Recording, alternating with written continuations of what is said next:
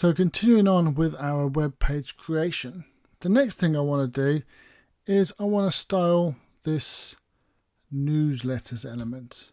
The whole idea of this is that we would have somewhere where we're going to have sign-ups for people to leave their email address, name, etc., saying, register to receive the latest email or the latest newsletter email. So what we would have, we'd have a few input types, and the first input type we might have would be of, say, type text. Its name may be name, for example, where we want someone to enter their name.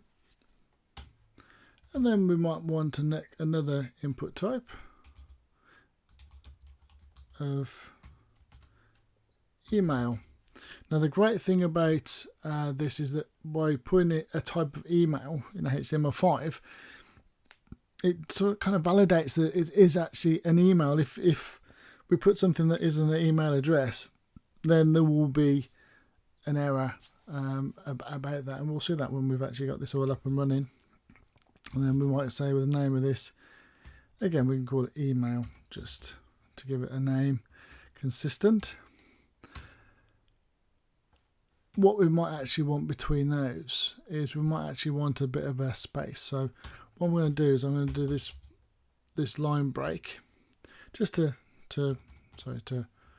put in a break in between a space in between each one of these elements, so that we have a little bit of spacing, a little bit more neatness.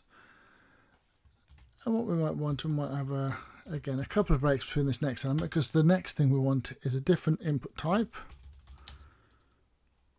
And what we want this to be is equal to submit. And what submit is actually a submit button. And again, let's just call this submit to be similar. So what that actually has now given us is an input type of text called name, an input type of email called email, and a button called submit. So let's just save that. Go back to our web page. And here we have it. We have our little section. This is where we put, say, our name. This is where we put our email address.